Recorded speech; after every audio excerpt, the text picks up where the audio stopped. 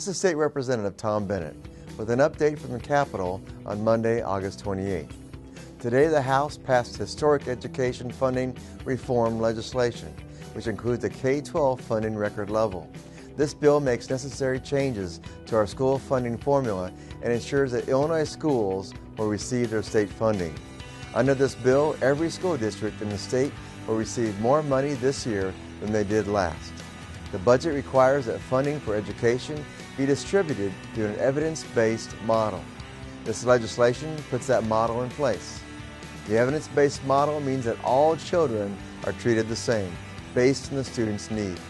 It also enacts a per-district hold harmless amount, meaning that school districts will not lose money year after year. The bill that we passed takes ideas from the governor's bipartisan School Funding Reform Commission and from the recent negotiations. It's a compromise approach to fix the broken formula. Rather than diverting money from the school funding formula for Chicago pension costs, those costs will instead be paid through the pension code just like all other districts. This means money will not be taken away from local schools to bail out Chicago pensions. Instead, it allows Chicago to deal with its own problems by raising its property tax levy.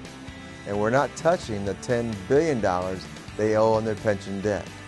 I would have liked to have seen other items removed, such as the portion of Chicago's pension legacy cost, which the bill covers, and the complete funding of the Chicago Block Grant as well. But overall, I believe this is a workable compromise. The bill includes much-needed mandate relief to provide local schools with flexibility when serving their specific district's needs. In addition, the legislation creates a tax scholarship program to help low-income students attend private schools of the parents' choice.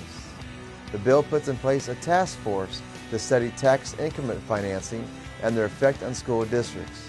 It reforms our funding model, the most inequitable model in the nation, and makes school funding more equitable across the state. It's a good compromise that the governor says he will sign into law so that our schools can start receiving their funds as soon as possible. I want to thank the many superintendents who talked with me and the many school boards whose meetings I have attended to hear firsthand their perspective on the different proposals that have been floated this year. I appreciate your ideas and I look forward to talking with you as this new formula is implemented. As always, I invite you to share your thoughts with me by calling one of my district offices or visiting repbennett.com.